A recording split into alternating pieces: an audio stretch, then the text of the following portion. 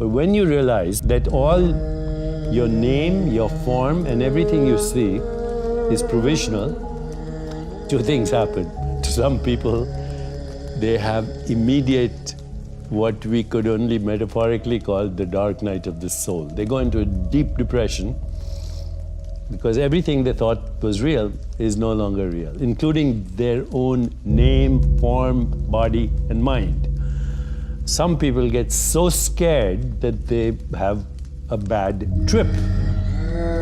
Some people cross that threshold and discover nirvana or enlightenment. And they say, wow, I thought I was squeezed into the volume of a body in the span of a lifetime, but I'm a timeless being that can morph myself into any experience, including the human experience, which is amazing. But the human experience is also that which causes existential depression. So the causes of human suffering, since you brought it up, are brought up in Eastern wisdom traditions as, number one, you suffer because you don't know who you are. You confuse yourself with your body-mind experience. Number two, you grasp and cling at experiences which are evanescent and transitory and dreamlike. You say, what happened to your childhood? It's over. What happened to yesterday? It's over. What happened to 5 minutes ago? It's over. What happens to these words? By the time you hear them, they don't exist.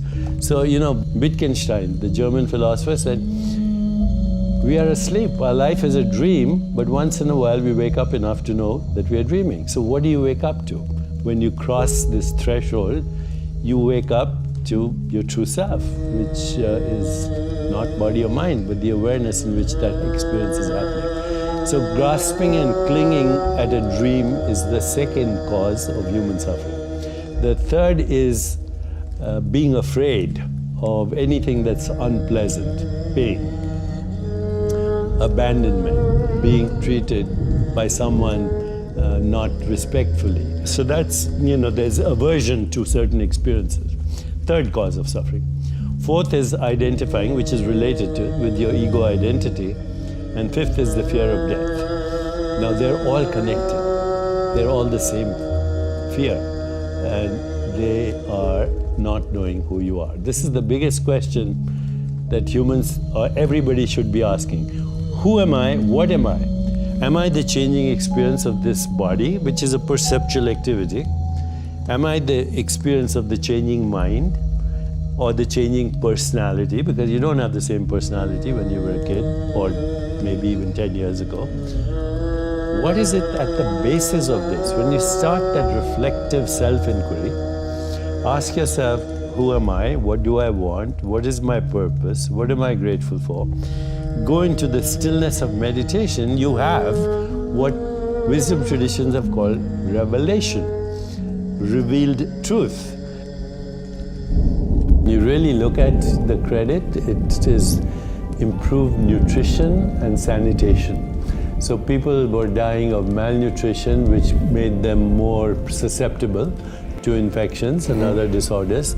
And then sanitation and vaccination. That's how it's not antibiotics. Let's say it's not pharmaceuticals. It's still conditions of living.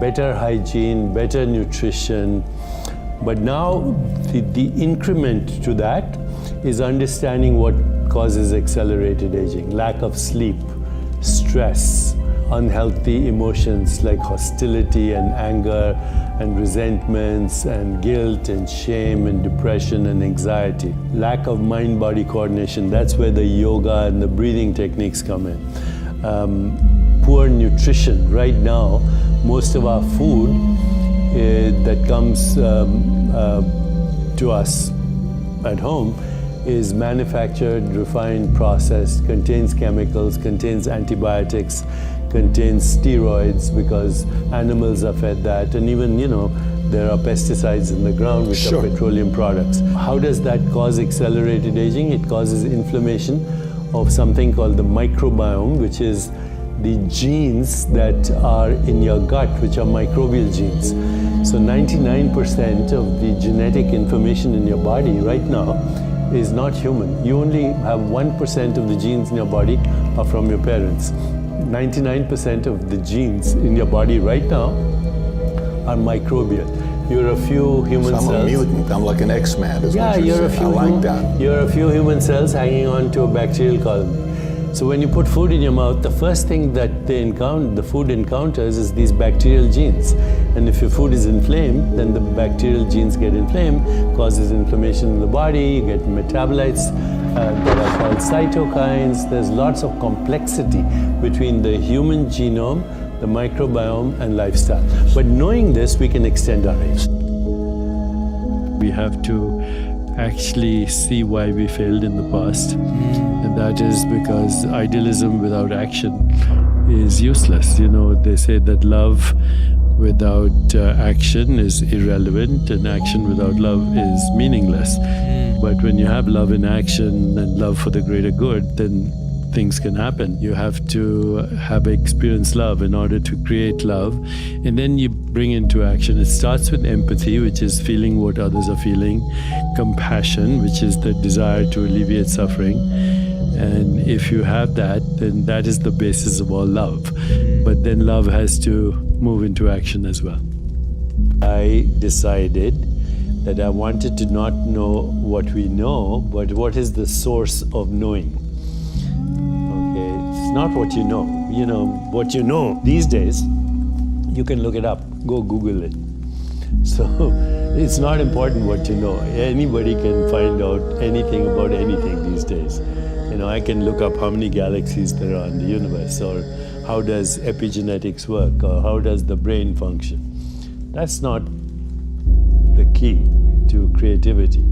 The key to creativity and higher consciousness is, how do you know what you know? What is the source of knowing and experience? What is it that knows the experience of the body? What is it that knows the experience of the mind? What is it that knows the experience called the color red? And where is that experience happening?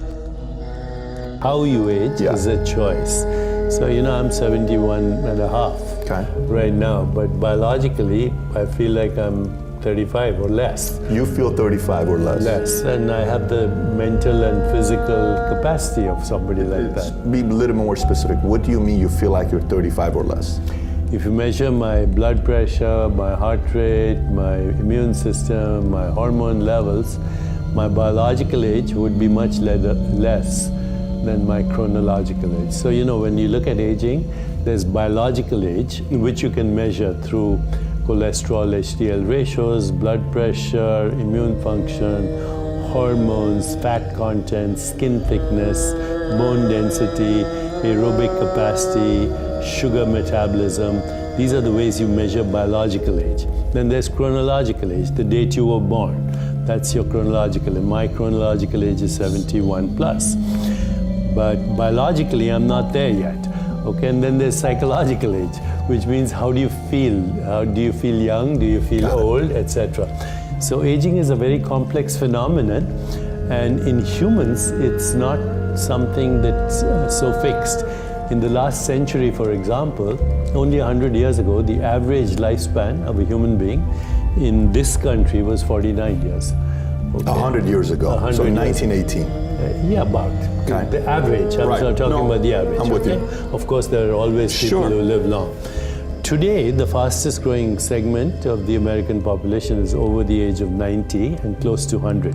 That means the rate of growth of the population, the average rate of growth is much bigger. As I said, the fastest growing segment of the American population is over the age of 90 as a proportion. Which means a kid born today is probably going to live to 120 years old. Let's just say that's it's not all, 90 years old. Well, people are predicting that, yeah.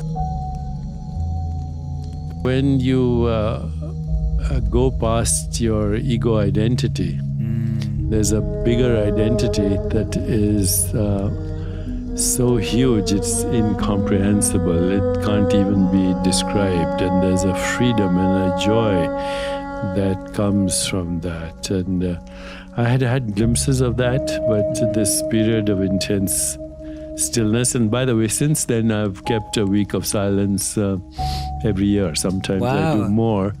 And that week of silence, usually in September, I do every year, just to go back to the taste of timeless being, instead of, our ego identity, which we keep polishing every day now, especially these days with social media and books and promotions and you name it. Reality is one wholeness. It includes all subjects, all objects, and all modes of knowing. What we have access to is a human mode of knowing. In my book, Metahuman, I talk about the butterfly, the painted lady, who smells the world through her antenna, tastes the world through her feet, sees the world with 30,000 lenses that move like a kaleidoscope, hears the world through her wings. What is reality to that little species? Some insects see the world 360 degrees, because they have these what we call complex eyes with multiple lenses. You can only see within a certain range, but there are insects that can see 360 degrees. So what is reality? Reality, what we call reality, what today's science calls reality, comes under the heading of naive realism. Einstein was a naive realist. And I'm not saying this in a derogatory fashion. It's a word in the science of philosophy. Naive realism means that the physical world exists exactly as perceived by the 5 human senses. Now, obviously, that's not true. Other species experience the world through different modes of sensory perception. The second aspect of naive realism is that the physical world, as perceived by the 5 human senses, would exist even if no one was observing it. Well, how do you prove that?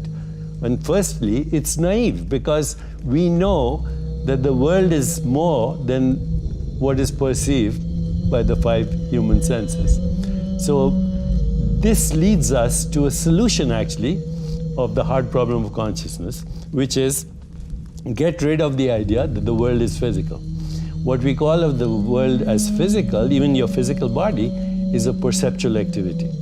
And that perceptual activity for you and me is a human perceptual activity through human consciousness, not through bat consciousness, not through mosquito consciousness, not through plant consciousness, which would fit in with panpsychism. But non-dualism says, go beyond that. There is only one consciousness that is differentiating, undifferentiated consciousness, differentiating into these different species of consciousness that form a matrix of conscious beings that are collectively projecting this universe. I think there's a better way to achieve success. The success, if it costs so much and you end up having a heart attack, and then what's the point? Or you get sick, what's the point? Or you age prematurely, or you die, what's the point? In my view, success should come effortlessly. It has come effortlessly to me. When you know what your purpose in life is, when you know what you want, when you have goals that are worthy. So I define success as the progressive realization of worthy goals combined with the ability to love, have compassion, but most importantly, to not be overshadowed by the melodrama that's around you. There's too much melodrama, whether it's fake news or real news, it's all melodrama. The more drama there is, the better it sells.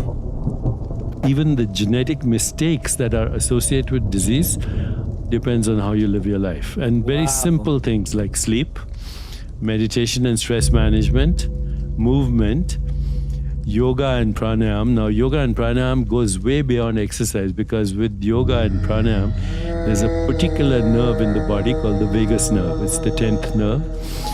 And the word vagus is a Latin word, but it's related to the English word vagabond. So this nerve comes from the midbrain. It influences your facial expressions, so you can now do micro expressions and see if a person is happy or not. It influences the eye movements. It influences the tone of your voice. Are you threatened? Are you stressed? Are you friendly? Are you happy? It influences your heart rate activity.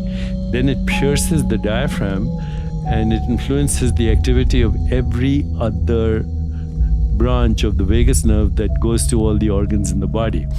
So when I discovered this through yoga teachers and masters, I realized that the yogasanas, we say yoga asana, and people usually translate that into as postures. But actually the word asana means seat, as you know, seat of awareness, seat of consciousness. So each yogasana is a particular seat of consciousness that stimulates a particular nerve that is going to an organ in your body, and the only reason for that nerve is self-regulation or healing or homeostasis. So when I discovered that, I became fanatic about yoga. I haven't missed yoga now for as long as I can remember. That's not amazing. One day. Wow. Okay, not one day of yoga or meditation or pranayam. To know yourself, you must first inquire into what you are not. Ask yourself, am I the changing body that I only know as an intermittent stream of sensations and perceptions? Am I the changing mind that I only know as fluctuating thoughts and emotions? Am I the evolving personality that moves into expanded states of consciousness over time? Or am I the formless being that knows itself in these shifting modes of knowing and experience that I call mind, body, and universe? Ask and you will receive the answer. Because our personality is derived from our conditioned mind, which in turn is a modified form of infinite possibilities. But because of that, our personality is full of contradictions, paradox, and ambiguity. In the wisdom of uncertainty and the proliferation of uncertainty is the cauldron or crucible of creativity. Nietzsche famously said, "You must have chaos within you to give birth to a dancing star." So be comfortable with your contradictions and accept yourself as you are, as you accept others in the same way. This is the key to creativity.